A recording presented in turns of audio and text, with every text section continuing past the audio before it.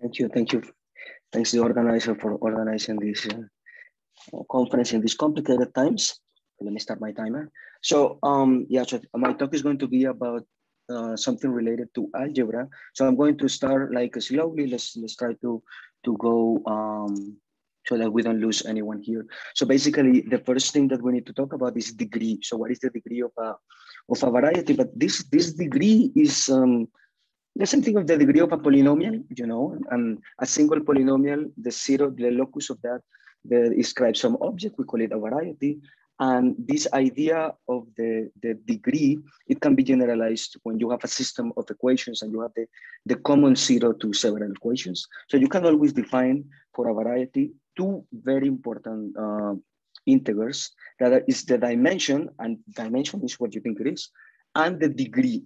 And this degree, again, if you only have one equation, the zeros of one single equation, you just have the degree of the polynomial. If you have more, then there are different ways of computing the degree. And algebraically, this is related to the Hilbert polynomial. This is how Macaulay 2 or Cocoa or Magma will compute it. Geometrically, the intuition is that it has something to do with intersection theory, something about intersecting with a generic linear space of codimension D. But this geometric picture is very important to keep in mind that it exists, but also that it only works in algebraically close. So what do I mean by this algebraic, the algebraic and the geometric interpretation? Say that I have a polynomial that says x squared plus y squared equals z squared. So this is, so in the projective space, we can think of this as being a circle. So this will be a circle. It looks like a literal circle, and the degree of this equation is 2. Now, these two you will see geometrically if you start intersecting with codimension 1 lines. Now, codimension 1 in this case is simply a line because we're in the plane. So if you intersect with a random line, how many points do you get? And the answer here is tricky, and I'm showing something that is on purpose confusing. If we take over the real numbers, you get the literal circle, but then generically, it doesn't really make sense. Sometimes you get 2 points for a lot of these lines, and for a lot of lines, you get nothing. So this interpretation about that you will get 2 points, it really needs your field to be algebraically close. So over the complex numbers, if you throw a generic line, it will have 2 points.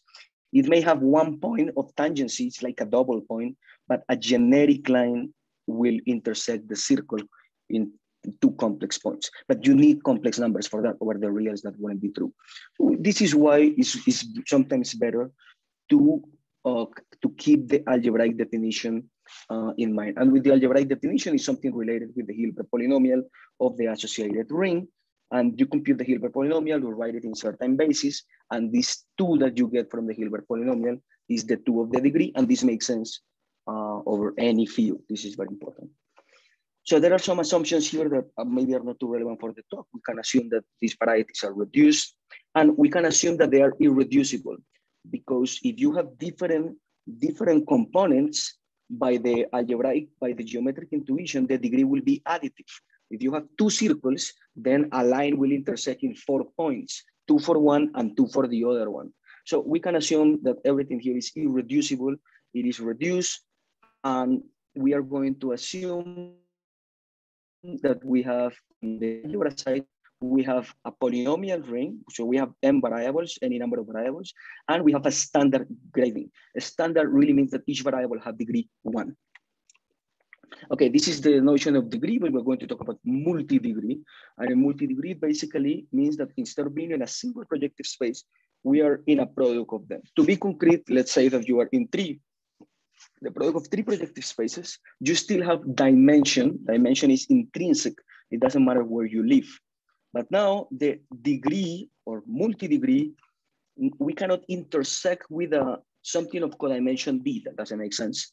But we can intersect with products of linear spaces whose codimension add up to D. We will see an example soon, but the point is that now you have to spread this D in 3 factors. So there are different ways of doing this. It can be concentrated in one, concentrated in the second one, concentrated in the third one, or it can be spread evenly.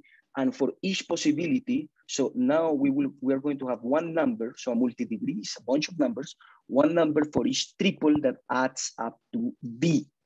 Okay, and for each of them, we are going to count the intersection with certain linear subspaces and see how many points do we get, and we're going to get finitely many points.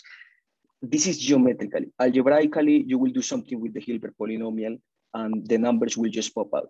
It's not as simple. You have to write the Hilbert polynomial in certain bases, but it depends on the Hilbert polynomial, and this is how Macaulay will compute this. It doesn't matter who the field is. So let's be, I'm going to show an example in the next slide.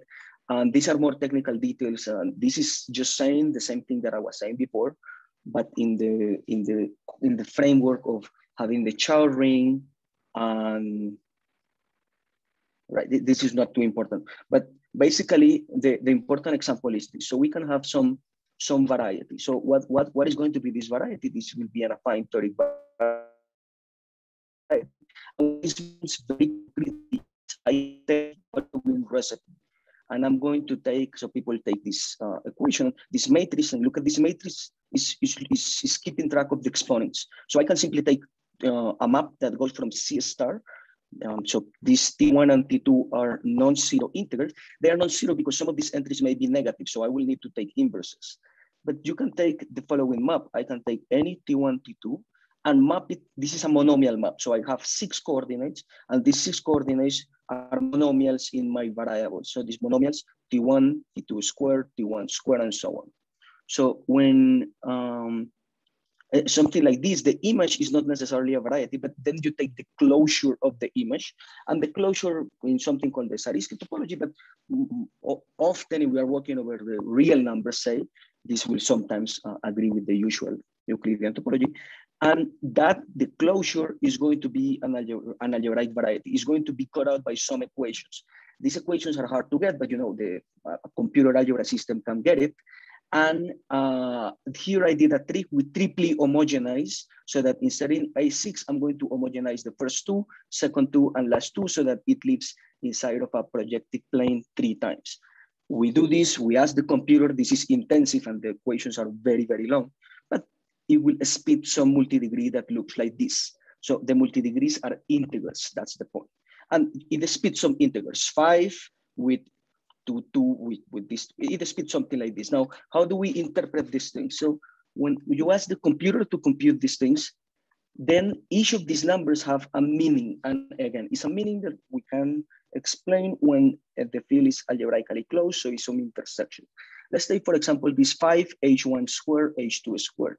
This means, after the computer does the Hilbert series computation, that if I take my variety, so again, my variety was living here in P2 to the third, so 3 copies of P2. And if I take that one and I multiply, I intersect times something of codimension 2 cross something of linear space of codimension 2, linear space of codimension 2, and the linear space of codimension 0. I think, well, actually, this is the opposite. So basically, let me say with dimensions. So if I intersect with something of dimension 2, cross dimension 2, cross dimension 0, but we are in P2, P2, P2. So dimension 2 will mean everything. So if I go something like everything, cross something of dimension 0 will be a point. Which point? You have to take it generically. But if you intersect like this, then you will get 5 points. Okay, and then, so there is a confusion here. There is always a trick if you take dimension or co-dimension. So here, for example, we call the multi-degree of type. These are the co-dimensions, 0, 0, 2 will be 5. So these numbers mean, you compute them algebraically, but they mean something geometrically. Okay, so you compute the multi-degree and you get some numbers, and these numbers represent some intersection problems. Okay, see. Okay, so in this example that I did, I carefully chose it so that you will imagine in these coefficients, there is no h2 squared, h3 squared.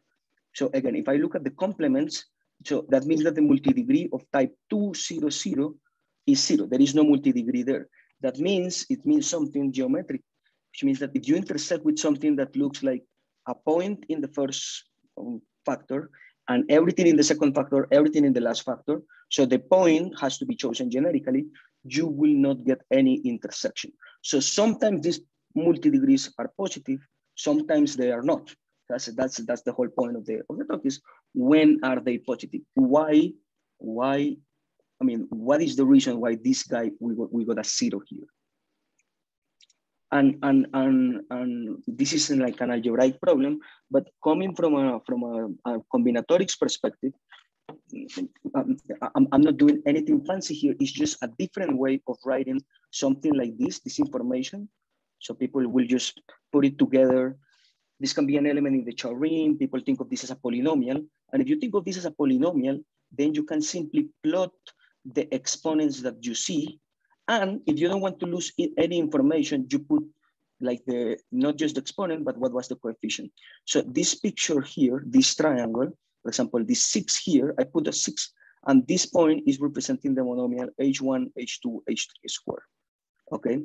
And when we do this, when I start plotting the exponents as points in the Euclidean space, so this will be 3 coordinates, but they are homogeneous. They always add 4, so I can look at this in 2 dimensions, and I start putting on top of each point what is the coefficient.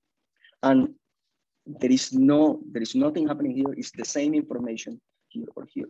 But when you look at this picture, then you start seeing, well, maybe you start seeing some method in the madness. So now, when are they positive will really mean which like subset of points can I get from here. So in this case, we got 5 points and with some coefficients, and we are going to ignore the coefficients and try to see when are they positive. So which set of points can we get when I plot the exponents in the Euclidean space? And okay, so we have an answer for this. And the answer is a little technical. Remember that we have a multi-degree for each possible way that the dimension can be like spread out into p factors. So say that we are in a multi-projective space with p factors. So for every possible combination of positive numbers that add up to the dimension, we will get some multi-degree. It may be positive or not. And how do we know if this thing is going to be positive?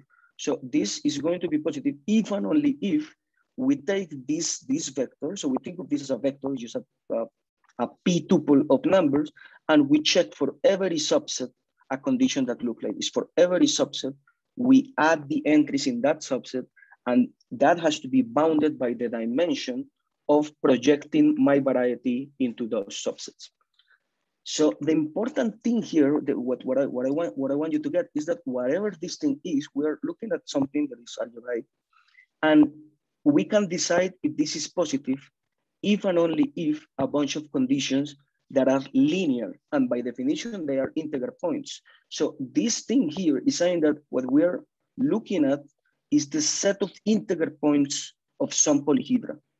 Okay, and actually we can say more about this polyhedra because the inequalities that are defined like this are always of the type a subset of the variable having some at most something, and that something behaves nicely. So this is what people will call a polymatroid or a generalized permutohedron that people have seen in the talks, or the form permutohedra. So this is it was like a very cool connection between algebra and discrete geometry. Yeah, so basically the set of tuples that give a positive multi-degree is what people will call a discrete polymatroid, but this is another name for people call it an M-convex set, or in more concrete terms, these are integer points in a polytope, and we have the inequalities of the polytope. So this was a very this is very general, and the polytopes that we get are very well studied. Okay, so the connection here now is to Newton polytopes. So if you've seen the talk of Carola Mesaros last week, so there was this idea of a Newton polytope, and so it's very similar to what I was saying if I consider the multi-degree as a polytope. So you can have, say, 2 variables, and you are going to plot the exponent of each monomial in your polynomial. So this is exponent x cubed. So this is x cubed y0. So you plot the point 3, 0. Here you plot the point 2, 4. We are not going to care about the coefficient. We are only plotting the ones that appear that are not 0. So we plot 1, 2, 3, 4, 5 points. These are the red points. And we take the convex hull of that. If I take the convex hull of the red points, I will get some quadrilateral. And there was this definition about having the saturated Newton-Polytope property, and is that you have the saturated Newton-Polytope property if every exponent in every monomial, well, let me say it in a different way, if every integer point in this convex hull really comes from a monomial, okay? So the monomial in this case is not true because these 5 red points have this convex hull, but you are in the convex hull, you have points that do not appear, that do not come from monomials. For example, this point here will be a y. So we are catching the point 1,0. No, this will be x. This is the point 1,0, and we have no monomial with a single x. Okay, so this is a property that a polynomial can have or not. You have a polynomial, you plot the exponents as vectors in the Euclidean space. You take the convex hull and you see if you have any holes. And okay, so our theorem, if you think of a multi-degree as a polynomial, which is what Macaulay will speed a polynomial. So if you think of the multi-degree as polynomials and start plotting the exponent, which is exactly what I was doing in the picture, the last picture that I showed, then what we prove is that the Newton polytope of multi-degrees is a generalized permutoidon, and these polynomials, if you think of the multi-degrees as polynomial, they have the saturated Newton polytope property. And this thing about being a generalized permutoidon, again, let me say quickly that this is very well studied, and I imagine you've seen talks about it. But very quickly, one way to define this, an alternative way to define this, is if all edges are parallel to the edges of the standard simplex. And this is really cool because just looking at the picture, remember that this picture represents polynomials or multi-degrees. So instead of looking at a polynomial, I can simply plot it in the space. And I know this is representable. It is not enough. I mean, I just know that this one is representable because I cook up the example. But if you plot and you get something like this, automatically you know that this is impossible, that this is a multi-degree that is not coming from something irreducible, because it's violating the property of being a generalized permutoidon in a very graphic way. You can see that some edges of this triangle, namely this one and this one, are not parallel to the edges of the standard simplex. So this is a very graphic condition on something very algebraic that you will not notice if you don't plot the points. So this is why it's very interesting to apply discrete geometry to this problem. It wasn't obvious, this condition, if you don't think of Newton polytopes. Okay, so I have a few minutes here. So what are the applications of this? This is very general. This is saying that the Newton polytope of any multi-degree of any reducible variety is a generalized permutoidon and had the SMP property.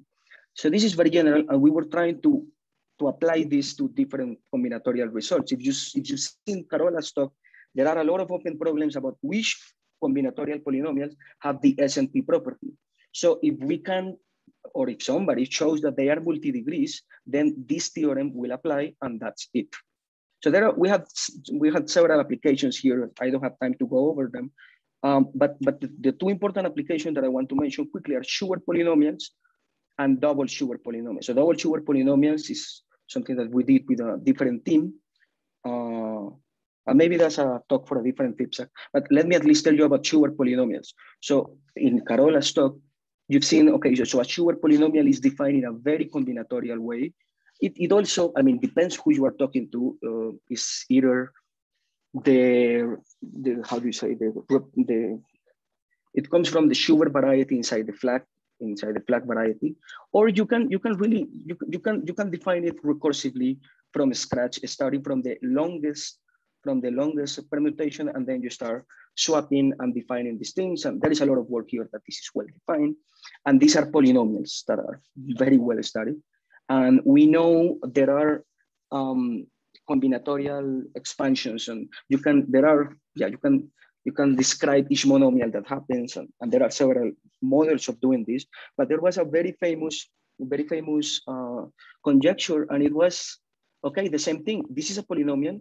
Plot the Newton polytope. So plot all of the exponents that happen. Does this thing have the saturated Newton property? And what is this polytope? And there was this conjecture a while ago, well, not a while ago, in 2017, and Carola was talking about this that the Schubert polynomial has that property, that has saturated Newton SNP, and the polytope that you get is a generalized permutoid. Now, a priori, it's not clear why something like this would be true. And they conjecture something a bit more precise. This was proven like very quickly, right after the conjecture. And in this project, we gave an alternative proof, which is very similar. So the proof of Alex, Carola, and Avery is decomposing the polytope as a sum of matrix polytopes. That's one proof. But what we are doing is more general than this, and is in a different language. It's the same alternative proof by Hu, Jacob, Carol, and Avery. But they use Lorentzian polynomial, but this is all very related. And this applies because Schubert polynomials, I mean, the key idea is that Knudson and Miller already proved that these Schubert polynomials are multi-degrees of some varieties. So our theorem just simply applies immediately, and these varieties are irreducible. So all of the conditions for our theorem apply. And a last twist that I want to mention, but this we is different than this we. So this we is the we of this presentation. So we finished this paper around 2020. But last year we gave, using the same ideas, but an extra twist that I don't have the time to explain. And we could also extend it to the case of double Schubert polynomials, which was open. And an intriguing case that is still open is the Grothendieck polynomials, that they can be interpreted algebraically, but yeah, about that one, we don't know. But at least these techniques, we could push them further to prove the case of double Schubert polynomial. And just to finish, what possible multi-degrees can you get? We are only talking about when are they positive. That's all I care. But there are a lot of questions, very unknown questions about, okay, now imagine that they are positive. What relations do they have? So these are integers. And if you just have two copies, if you just have one line, Junha proved that they have to be the log concave property in one dimension. So there is log concavity along these lines parallel to the simplex. But naturally, you conjecture, well, maybe this holds in a more general, what is log concavity in more dimensions? You will imagine naively, you plot the logarithm, it gets concave. So that really means some inequalities in the multiplicative inequalities. So Gromov said, yeah, maybe this is true. And then Yuri Burda, this is in 2011, in a very short paper, showed that was not true. So he showed an example. This example comes from the theory of mixed volumes, which can be interpreted also as multi-degrees in a certain way.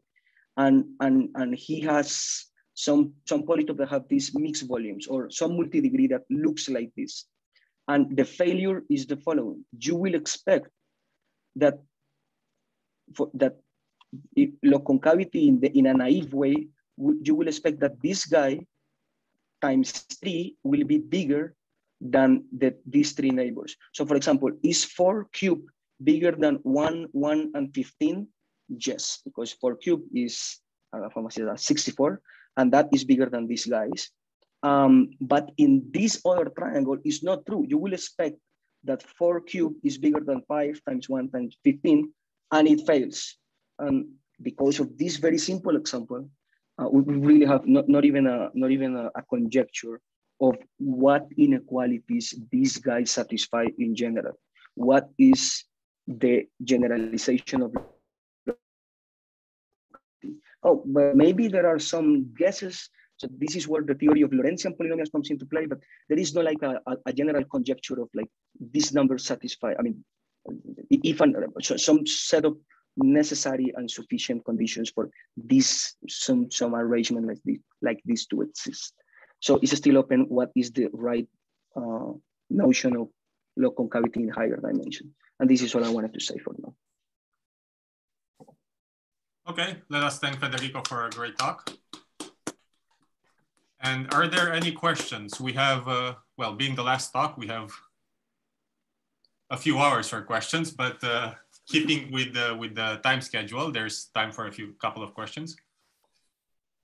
I should check the chat, but I didn't see any. Yeah, there is nothing in the chat.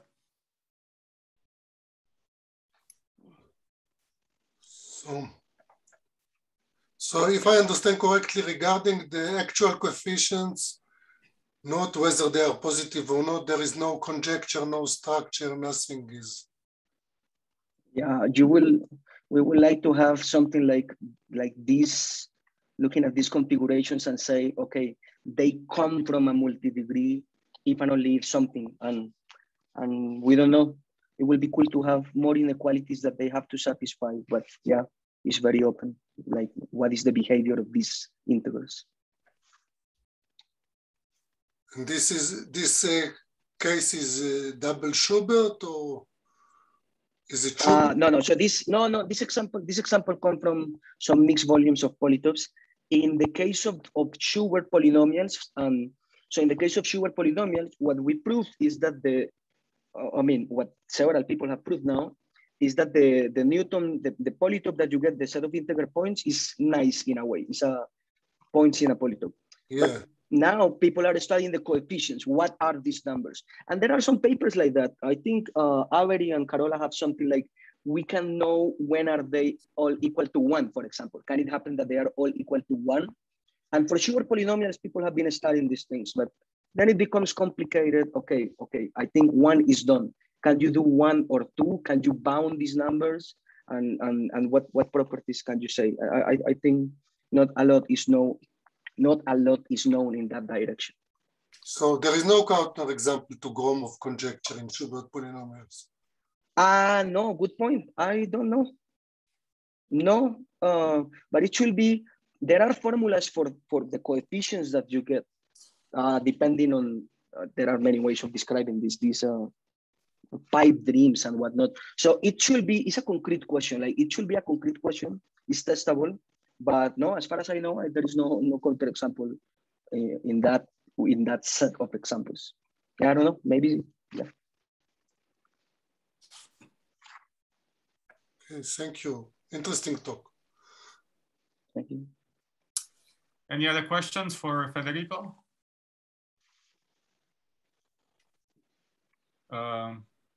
If not, let us thank him again.